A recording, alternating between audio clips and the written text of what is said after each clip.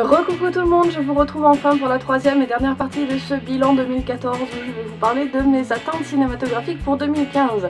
Pour ce faire, je vais mettre mes plus belles lunettes ainsi que sortir mon plus beau carnet à moumoute rose, voilà, avec des petits cœurs. Je vous présente le top du bon goût 2015, hein, avec les petits machins qui sortent, en plus c'est vraiment de toute beauté, où j'ai noté un peu tous les films que j'attendais, et Dieu sait qu'il y en a.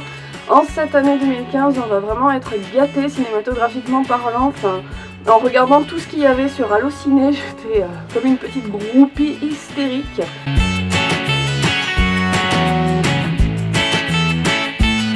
En janvier déjà la liste est très longue, donc je sais pas du tout si j'aurai le temps de tout voir, mais vraiment il y a tellement de films qui me font envie.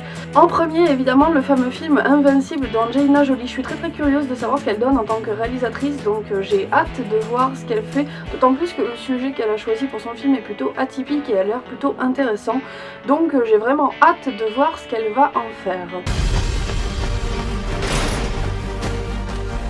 Seconde attente, La Dame en Noir 2 de Tom Harper. Alors, je fais peut-être partie de ce 1% de personnes qui ont bien aimé La Dame en Noir premier du nom parce que j'ai eu super peur tout simplement. J'ai trouvé que c'était un film d'horreur qui faisait ce qu'on attend d'un film d'horreur, c'est-à-dire tout simplement que ça fasse peur.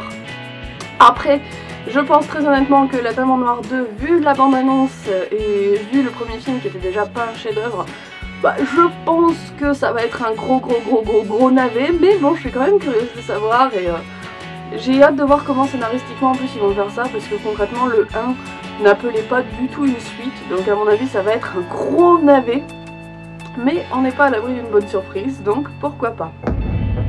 Il fait si froid ici. Troisième film qui me fait envie, c'est The Cut de Faith Akin, qui parle du génocide arménien. Tout simplement parce que c'est un sujet qui m'intéresse beaucoup, et en plus Faith Akin, j'avais vu Soul Kitchen, son film précédent, qui m'avait énormément touché, qui m'avait énormément plu, et c'est tout à fait le type de film et le type de cinéma que je suis susceptible d'aimer. Donc je suis très curieuse de voir ce qu'il va faire avec un sujet aussi dur et quelles innovations il est capable d'amener. Je suis désolée si la lumière, j'ai l'impression, je me vois dans le retour caméra, je suis coupée en deux, mais en fait depuis tout à l'heure, vous avez dû voir sur les 3 vidéos, ça a changé. Je suis vraiment désolée, mais je filme dans des conditions qui sont au plus système D du système D.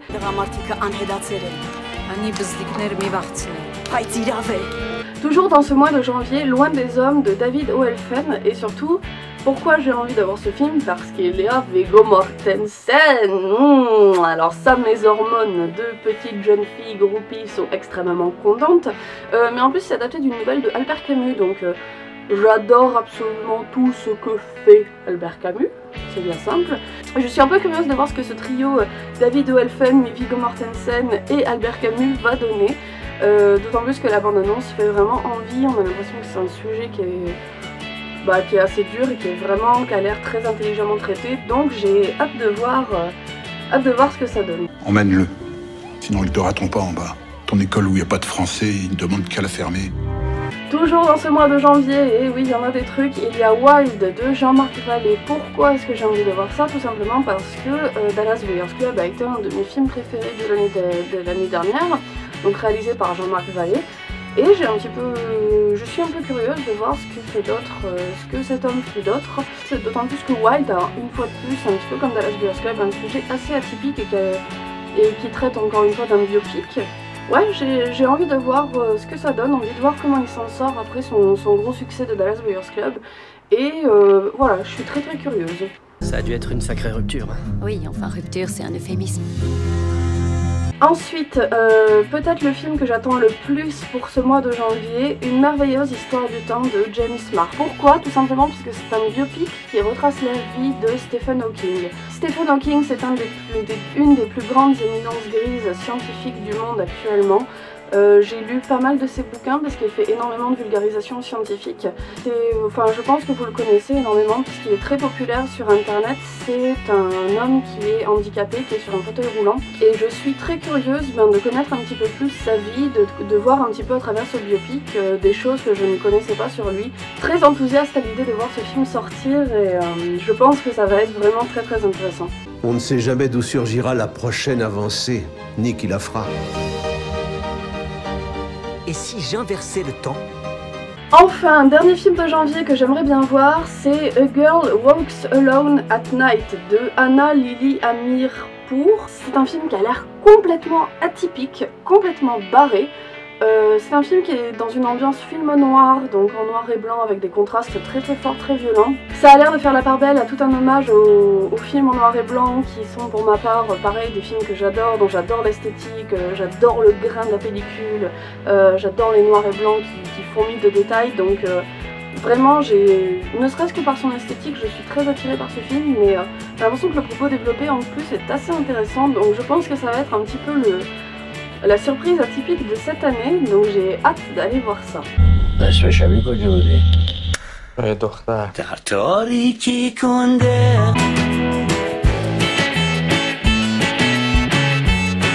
Février, eh ben, on n'est pas en reste parce que c'est pareil, de grosses sorties d'annoncés.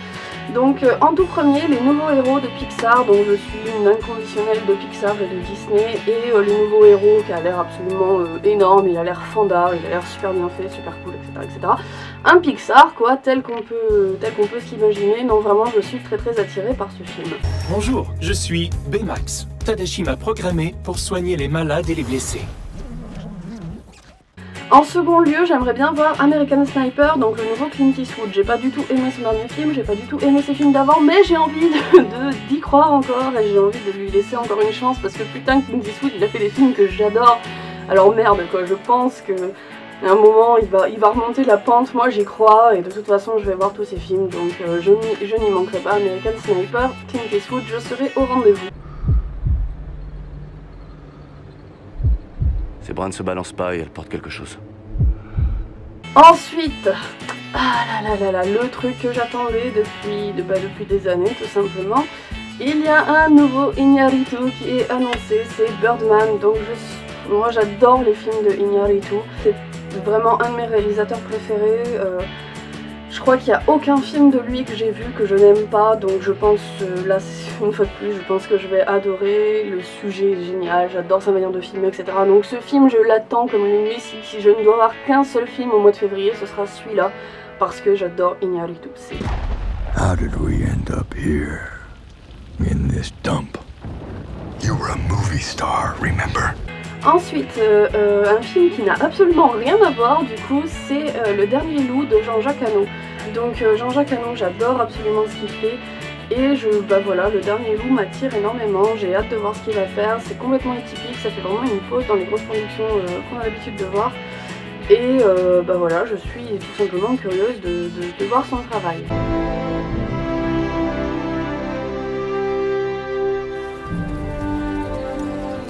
Ces deux jeunes instruits vont vivre avec vous pendant 2 ans. En échange, ils apprendront aux enfants à lire et à écrire le chinois.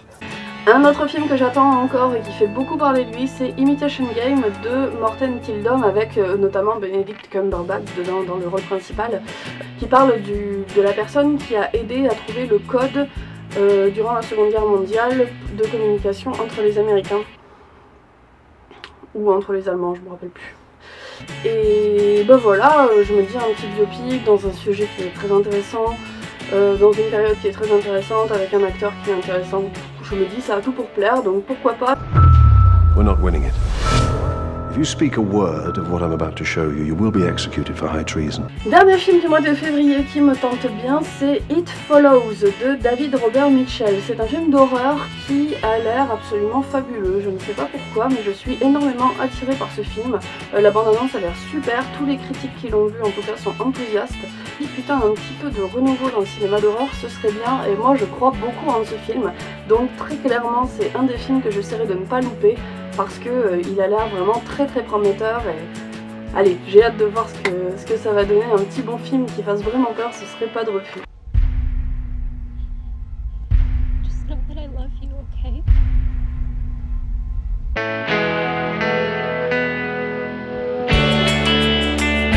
En mars, Inherent Vice de Paul Thomas Anderson. C'est vraiment le genre de film qu'on ne peut pas louper quand on est critique de cinéma, même si pour ma part je ne suis absolument pas fan du cinéma de Paul Thomas Anderson. Mais je me dis justement que ce sera peut-être le moyen de me réconcilier avec lui, donc de toute façon c'est le genre de film à ne pas louper, et c'est le genre de film qu'il faut aller voir au cinéma. Donc bah voilà, j'irai voir Inherent Vice de Paul Thomas Anderson. Mickey Wolfman has vanished. So where would I find him? He's technically Jewish but wants to be a Nazi. En mars toujours, Big Eyes de Tim Burton. Donc Tim Burton c'est pareil, c'est un réalisateur que j'adorais. Et puis un petit peu comme Clint Eastwood, toutes ses dernières productions m'ont déçu.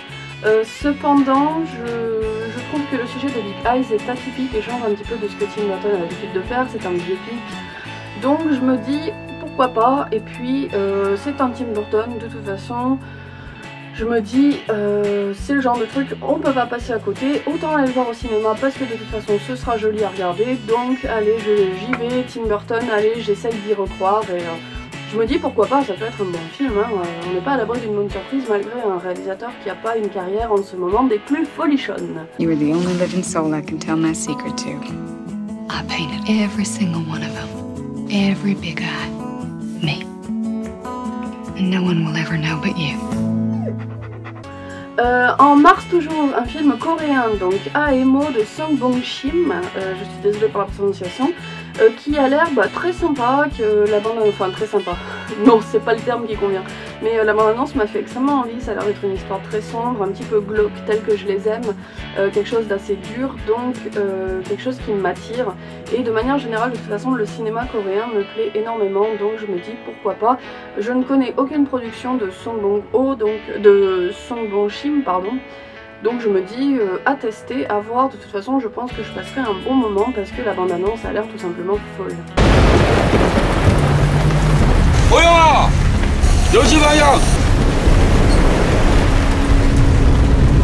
Dernier film de mars qui me fait envie, Tokyo Fiancé de Stéphane Ibreski, qui est un film adapté d'un bouquin de Amélie Nothomb. Je suis pas super fan de ce que fait Amélie Nothomb, mais là je suis assez curieuse, la bande-annonce a l'air un petit peu rigolote, ça a l'air dans un univers un petit peu barré, un petit peu déluré, je me dis pourquoi pas, voilà, ça c'est peut-être pas le film que j'attends le plus, au monde, mais franchement ça peut être une expérience sympathique et la bande-annonce donne envie, en tout cas ça peut être sympa, je me dis pourquoi pas à tester.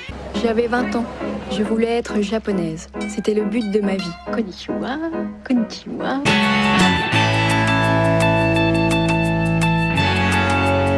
En avril, 3 films qui me font envie. Donc en premier lieu, Shaun le Mouton, réalisé par la même équipe que Wallace et Gromit et bien évidemment par la même équipe de Chicken Run. J'adore ce qu'ils font, je trouve qu'ils font des films d'animation qui sont complètement atypiques, je trouve qu'ils ont des messages qui sont vraiment très intelligents, je trouve que c'est absolument pas cucu, je trouve que c'est toujours très drôle, c'est super mignon. Donc Shaun le Mouton, très clairement, ce sera le film que j'irai voir en mars et je pense que je ne serai absolument pas déçue, j'adore ce qu'ils font, donc vraiment Shaun le Mouton, je t'attends.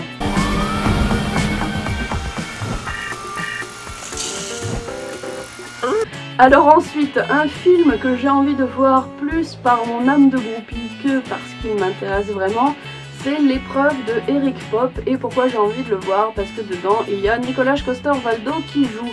Donc pour ceux qui ne le connaissent pas, c'est le personnage qui joue Jaime dans Game of Thrones et je suis absolument red dingue de cet acteur, je trouve qu'il est fabuleux, je trouve qu'il est très très beau pour ne rien gâcher en plus.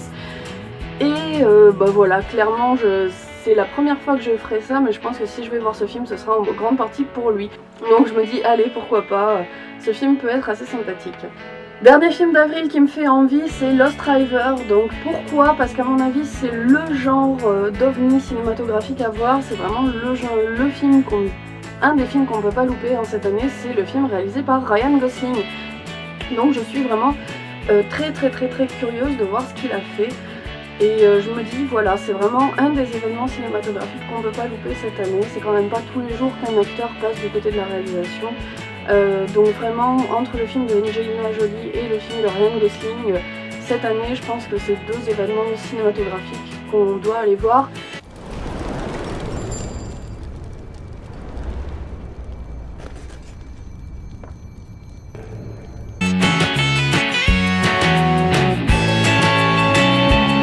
En mai, un seul film me fait envie pour le moment, c'est Tomorrowland de Brad Bird, qui a l'air d'être un film donc, de science-fiction. Science-fiction un petit peu fantastique. J'en sais pas plus, la bande-annonce avait l'air cool, c'est produit par Disney, il y a des acteurs super dedans, notamment Hugh Laurie. Voilà, pourquoi pas, un film à voir. En tout cas, voilà, je suis assez curieuse de voir ce que ce film peut donner. That's not mine. What's not yours? The pen. I've never...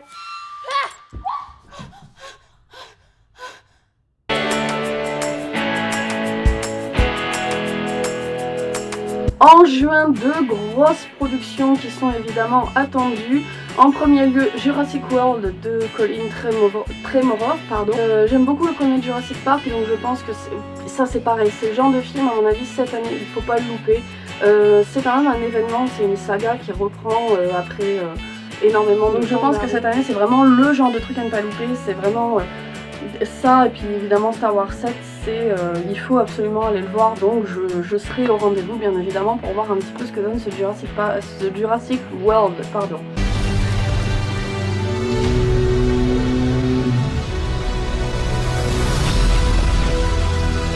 Et deuxième grosse production du mois de juin, c'est Vice Versa, le prochain Disney, qui a l'air, enfin la bande-annonce avait l'air d'être assez étrange, parce qu'il a l'air assez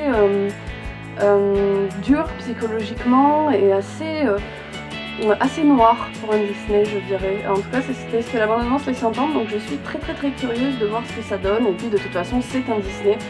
J'adore les Disney, donc voilà, c'est le genre de truc que je pourrais pas passer à côté. Oh là, elle nous regarde. Qu'est-ce qu'elle a dit?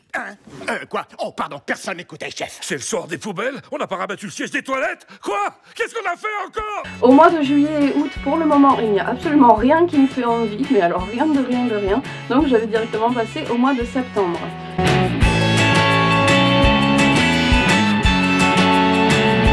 Au mois de septembre, un film que j'attends beaucoup parce que j'en ai entendu parler, c'est Suffragette de Sarah Gavron, avec un casting de fou, donc notamment Meryl Streep, Ben Whishaw, Helena Bonham Carter, notamment, entre autres. C'est un film tout simplement qui parle des suffragettes. Étant donné que moi c'est un sujet politique qui me tient énormément à cœur, puisqu'encore aujourd'hui la revendication des droits des femmes c'est quelque chose pour lequel je lutte tout simplement, c'est quelque chose pour lequel je milite, je trouve que c'est très intéressant de voir aussi un petit peu les sources de ces mouvements là, et notamment les suffragettes qui ont quand même apporté beaucoup à la cause des femmes. Je suis très curieuse de voir ce film et je pense que ça peut être vraiment une très bonne surprise, et puis ça peut être une bonne piqûre de rappel aussi pour se souvenir un petit peu de la lutte de ces femmes qui ont œuvré et qui font qu'aujourd'hui, en tant que femme, en 2014, on peut quand même avoir à peu près les mêmes droits que les hommes. À peu près.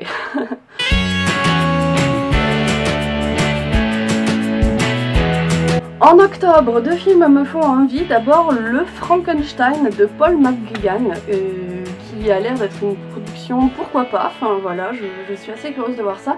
Et notamment il y a Daniel Radcliffe qui joue dedans. Pour ma part, le roman de Mary Shelley, donc Frankenstein, c'est un de mes romans préférés. J'adore l'ambiance, j'adore la créature de Frankenstein. Et là je me dis ouais, pourquoi pas, franchement si c'est bien fait ça peut être un super film. Donc un truc à voir pour ma part je pense. Et enfin, bien évidemment, le film que énormément de gens attendent, Le Petit Prince de Mark Osborne. Pour ma part, j'ai jamais lu Le Petit Prince, honte à moi, mais je suis quand même très curieuse de voir ce qu'il a fait avec un tel monument.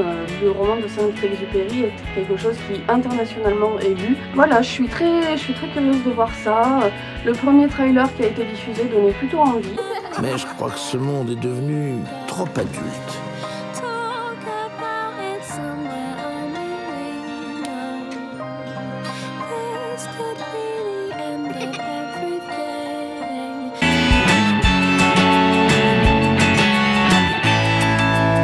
En novembre, il y a Crimson Peak de Guillermo del Toro qui me fait envie. Donc le dernier Guillermo del Toro que j'ai vu c'était Mama, j'avais trouvé ça absolument infâme.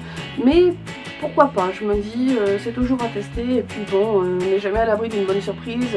Et puis de toute façon passer une soirée à voir un film d'horreur, moi ça me fait toujours plaisir. Je sais que c'est un petit peu masochiste de dire ça, mais bon, je me dis pourquoi pas à tester. Et enfin en novembre il y a aussi un film de Zemeckis qui sort, donc The Walk. Ce type a la fâcheuse tendance de ne sortir absolument que des chefs-d'œuvre, donc je pense que The Walk va être une fois de plus un excellent film. Je suis très curieuse, le trailer donne très envie et je pense que pour une fois c'est un film que j'irai voir en 3D parce qu'il a l'air vraiment étudié et pensé pour être en 3D. Franchement il donne envie, franchement il donne très envie, donc on va voir Zemeckis, je serai au rendez-vous.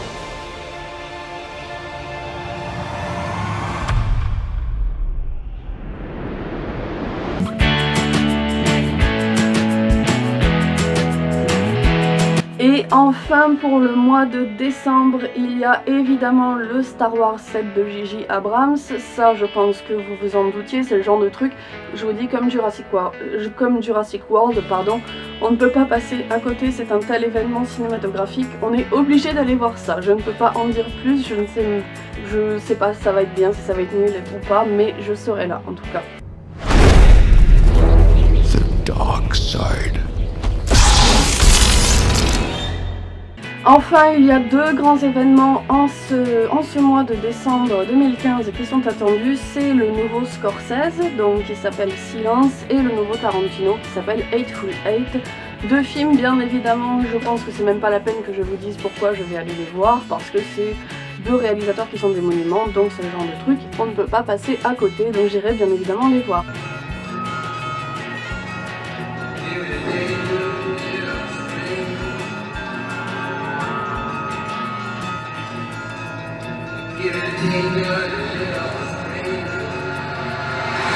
Voilà tout le monde, j'ai fini ma rétrospective de 2014 et j'ai fini de vous parler des films que j'attends pour 2015. J'espère que ces vidéos vous auront plu, n'hésitez pas à commenter, n'hésitez pas à partager et je m'excuse une fois de plus pour la luminosité qui a été complètement changeante en fait. J'arrête pas de me déplacer depuis tout à l'heure mais ça suffit pas.